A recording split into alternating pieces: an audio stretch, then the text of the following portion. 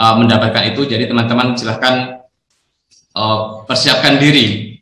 Giveaway-nya adalah IELTS Prediction dari Study Plus, yang voucher IELTS Prediction yang bisa dipakai selama WISH online ini berlangsung begitu sampai Desember nanti. Baik, tidak berpanjang-panjang, saya di sini saya ingin mencoba memantik bahwa di Indonesia pemberi beasiswa tidak hanya dari lembaga pemerintahan baik dalam negeri maupun luar negeri, tapi juga ada dari yayasan atau foundation.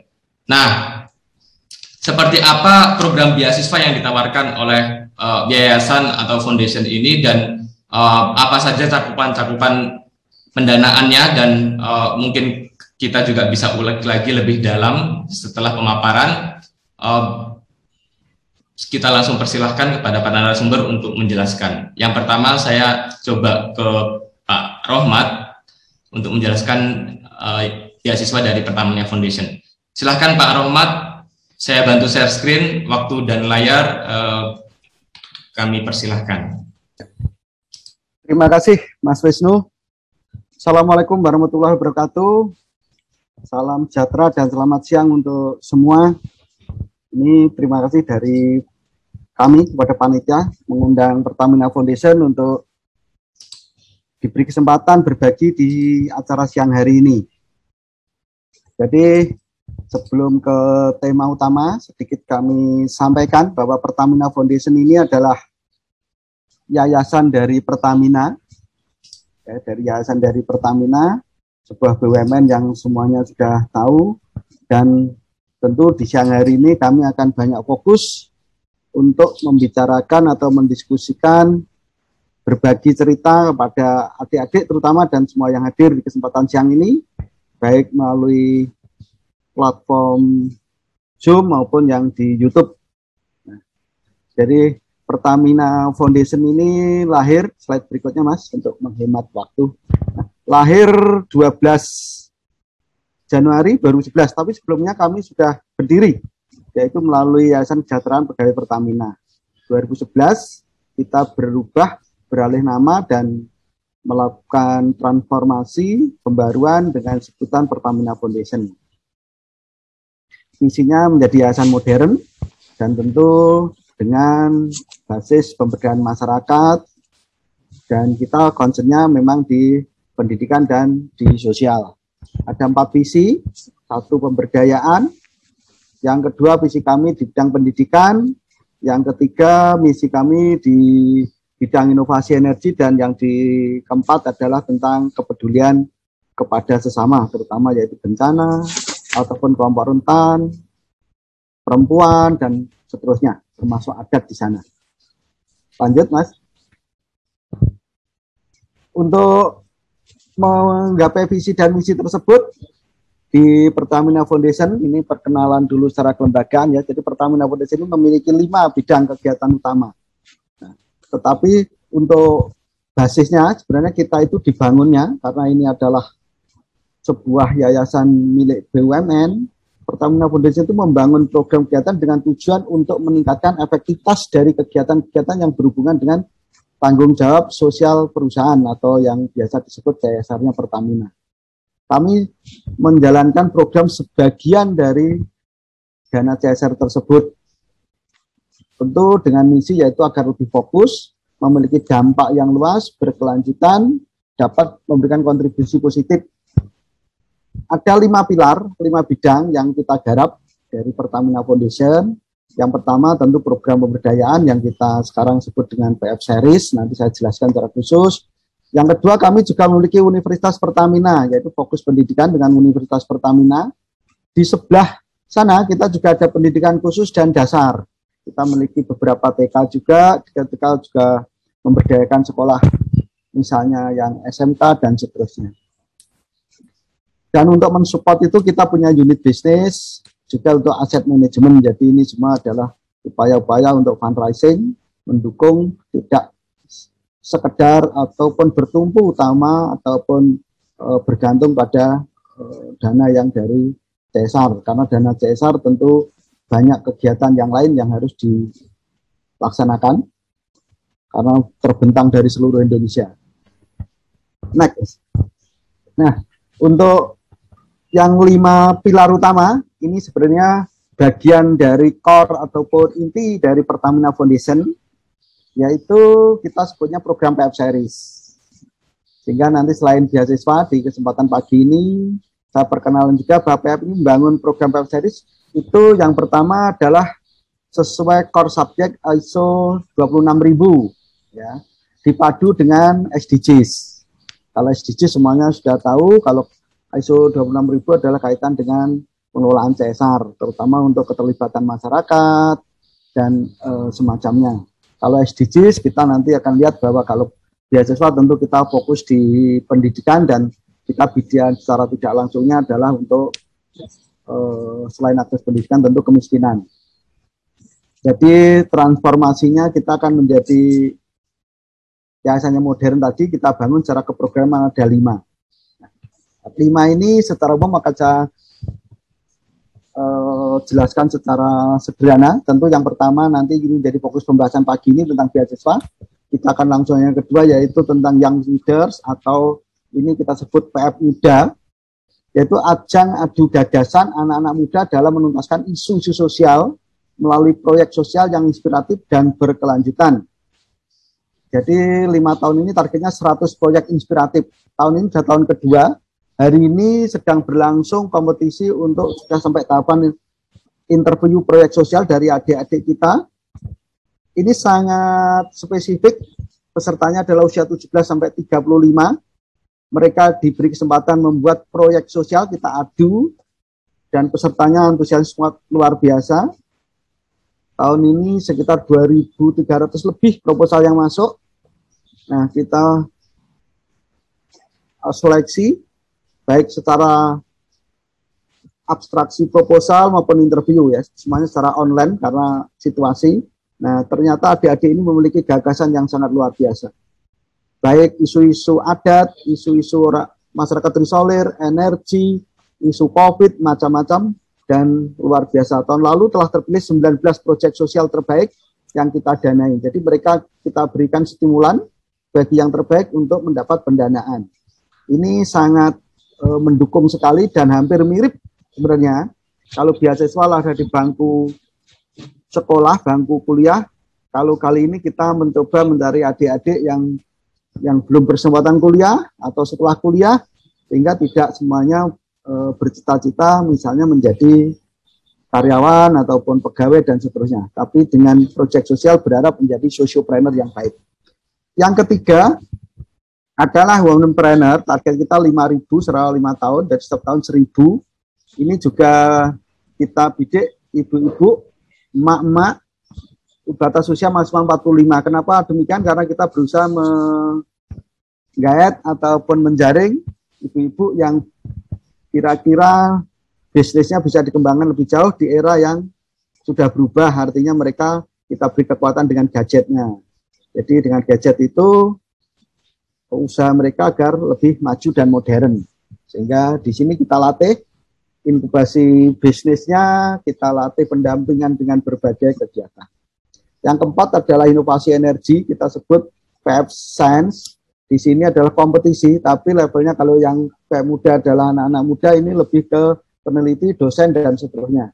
Juga ada mahasiswa-mahasiswa juga, tapi temanya adalah energi.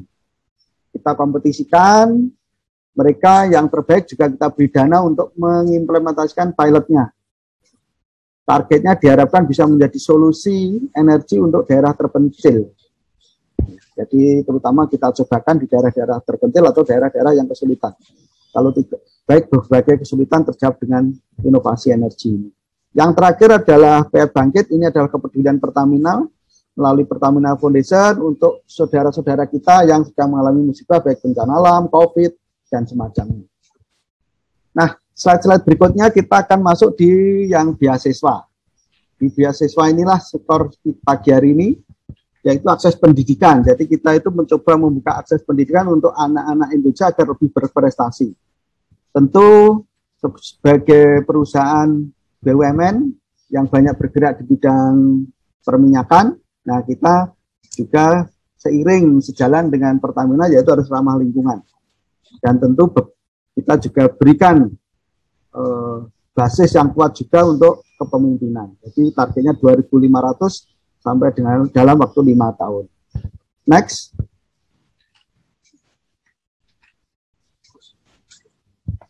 Khusus pagi hari ini kita akan banyak bicara tentang beasiswa, nanti kita bisa berdiskusi lebih lanjut, tapi saya secara umum akan menggambarkan saja bahwa beasiswa kita itu adalah, tadi sudah sampai apresiasi pendidikan bagi siswa, mahasiswa yang berprestasi. Jadi kita memberikan untuk yang mahasiswa itu sudah mulai semester 2, jadi sudah berprestasi, sehingga bisa menuntaskan atau menyelesaikan kuliahnya. Tujuannya membantu biaya pendidikan, biaya hidup, peningkatan kapasitas, pengembangan potensi diri. Itulah kira-kira cakupannya. Serta kita berikan stimulan untuk kreativitas, dukungan kegiatan sosial, dan semacamnya. Nah, kita sebenarnya mulai beasiswa ini sudah lama sekali, sehingga sampai sekarang sudah 2.958 mahasiswa dan siswa yang tergabung di kami. Kalau anggaran ya sudah kira-kira di atas 62 miliar. Kegiatan beasiswa ini keunggulannya tentu kita itu adalah sekarang sudah berbasis online, digital. Ini kita kebetulan juga sedang COVID, sehingga program kami untuk transformasi digital ini kondusif sekali, sehingga total sekarang untuk beasiswa ini sudah menggunakan platform digital yang ada. Sasarannya adalah kita mencetak mahasiswa yang cerdas, kreatif dan aktif di organisasi. Ini menjadi bagian dari kegiatan beasiswa kami. Kami support kegiatan beasiswa dengan capacity building. Ini juga menurut kami keunggulan kami, jadi tidak sekedar memberikan bantuan biaya hidup dan SPP, tapi juga capacity building. Kegiatan aksi sosial atau green action ini adalah gerakan, sebuah gerakan untuk mendorong masyarakat juga mereka menjadi calon pemimpin untuk bersama-sama melakukan aksi-aksi kecil. Ketika kita beri stimulan anggaran, sehingga mereka berkompetisi dengan teman-temannya, siapa yang lebih kreatif, siapa yang lebih banyak menggerakkan, dan siapa yang lebih efektif dalam merancang gerakan tersebut. Dan yang terakhir, jejaring. Keunggulan komparatif kami memiliki jaringan yang luas, baik dengan alumni penerima beasiswa yang tergabung di komunitas Sobat Bumi, juga jaringan-jaringan kami Pertamina dengan para alumni penerima beasiswa. Itu beberapa keunggulannya. Nah, next. Jenis beasiswa kami cukup banyak, sekitar 10 ya. 10 ada beasiswa Sobat Bumi S1, juga kami memiliki beasiswa yang untuk vokasi. Ini tentu semuanya tahu beasiswa vokasi adalah untuk adik-adik kita yang terutama kami konsen di timur ini, yaitu agar yang siap kerja, membangun kembali ke daerahnya. Yang ketiga, beasiswa afirmasi. Ini adalah untuk sekitar lokasi proyek, daerah operasi yang terdampak. Kita beri khusus beasiswa afirmasi pada saudara-saudara kita yang banyak terdampak dengan operasi kita. Next, Mas. Ini slide-nya. Nah, jadi di afirmasi ini adalah pada saudara-saudara kita, adik-adik kita di daerah sekitar operasi. Yang keempat adalah peduli generasi harapan. Ini untuk saudara-saudara kita yang juga ya ada yang disabilitas, ada yang berkebutuhan khusus dan seterusnya. Yang kelima, beasiswa Inspirasi Indonesia Timur. Ini kita beri kekhususan kembali untuk Indonesia Timur. Memang kita juga fokus di sana untuk kita berikan beasiswa S1. Nah, kita dorong agar mereka banyak lulus dari kuliah-kuliah dari kampus-kampus dan lebih terampil, lebih berpengetahuan, dan tentu bisa nanti kembali ke masyarakat dengan berbagai keterampilannya. Next. Juga ada beasiswa peduli disabilitas khusus. Nah, ini juga kita berikan kekhususan lagi untuk yang disabilitas. Jadi kita ini berlapis untuk kegiatan-kegiatan pada saudara-saudara kita yang kurang beruntung ini. Beasiswa Himpana, ini khusus pada anak-anak dari pekerja Pertamina yang berprestasi. Kita berikan jalur beasiswa khusus. Beasiswa anak pekerja berprestasi. Nah, ini dengan kategori yang agak berbeda dengan yang nomor 7, tapi kita juga berikan beasiswa tersebut. Juga ada beasiswa olahraga, dan dulu kita cukup besar dengan Pertamina Soccer School. Kita memberikan beasiswa khusus sepak bola waktu itu selama 4 tahun, dan beberapa alumni kami ada yang bisa lolos di timnas, ada yang di klub-klub dan seterusnya. Terutama dari adik-adik Indonesia Timur ini sangat cocok sebenarnya bagi mereka yang memang memiliki keahlian-keahlian olahraga ataupun seni dan seterusnya. Juga kita di Sumbawa juga ada beasiswa khusus untuk Sumbawa. Ini adalah juga beberapa beasiswa yang kami kembangkan di Pertamina, tentu dan menjadi satu kesatuan yang kita sebut beasiswa Sobat Bumi. Lanjut. Kami fokus di beasiswa S1 yang sesuai tema hari ini. Nah, di beasiswa S1 kami, yaitu dari mahasiswa harus WNI ya, kita berikan pada WNI di perguruan tinggi mitra. Jadi perguruan tingginya adalah mitra dari Pertamina dan Pertamina Foundation. Syarat prestasi akademiknya di atas 3, semesternya 246, karena kita biasa melakukan seleksi di semester-semester genap, sehingga semesternya 246. Intinya harus sudah memiliki IP yang pertama. Sekurang-kurangnya sudah lolos dari semester 1. Yang ketiga syaratnya mereka membuat pengalaman, ditulis secara baik, dan nanti kita menjadi bagian penilaian. Tentu organisasi, ini baik mereka dalam kegiatan, dalam organisasi, kepengurusan organisasi maupun aksi-aksi pelestarian lingkungan. Nah, syarat yang dipertimbangkan yaitu tentang disabilitas, yatim piatu ataupun piatu, juga dari faktor ekonomi keluarga, nanti menjadi variabel. Kalau sekarang kita sebut kalau di negeri adalah UKT.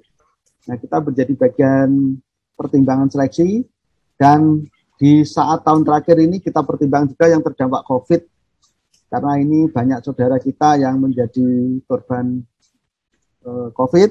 Nah, dari mungkin orang tuanya, kakak adiknya, dan seterusnya. Komponennya ada SPP atau UKT, biaya hidup, bantuan kegiatan Green Action untuk memicu dan memacu aksi mereka, gathering Sobat Bumi, ini karakter building, juga ada capacity building, pelatihan-pelatihan, juga berbagai macam kegiatan tersebut. Lanjut. Oh ya, saya tambah sedikit ketentuannya. Beasiswa kami 2 tahun, 4 semester ya. Setinggi-tingginya di semester 8. Kalau alurnya beasiswa kita sudah berbasis digital, jadi secara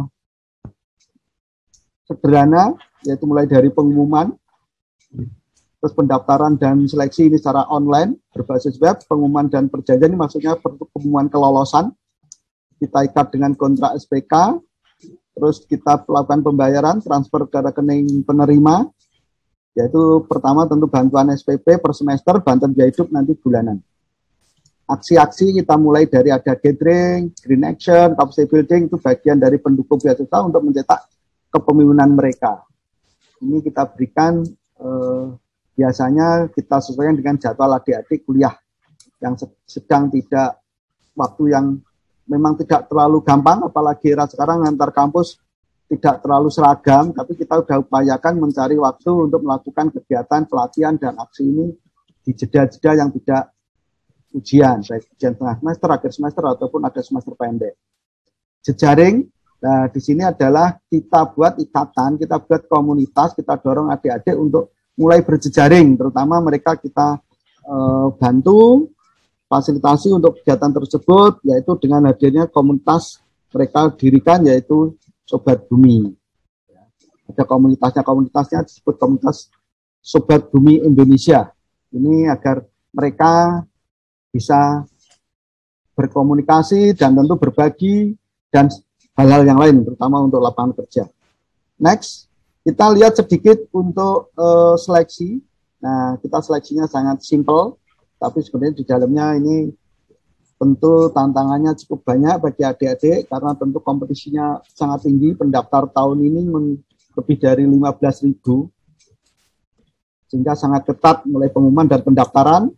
Semuanya berbasis website, online, dan juga kita medsos kita andalkan untuk di akhir-akhir ini mengingat situasi COVID. Kalau sebelum COVID kita masih juga mengkombinasi dengan menggunakan media di kampus, kita tempel dan seterusnya. Tapi kondisi sekarang ini sudah sangat kurang memungkinkan.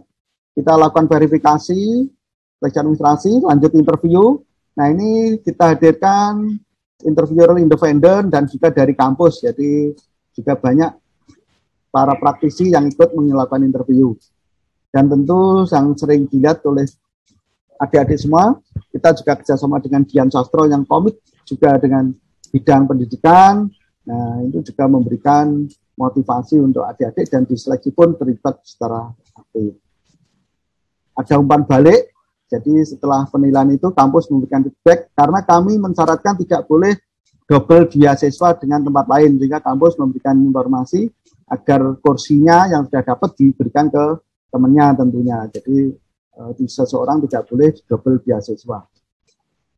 Dan terakhir adalah pengumuman penetapan bagi mereka-mereka yang lolos. Itu beberapa syarat.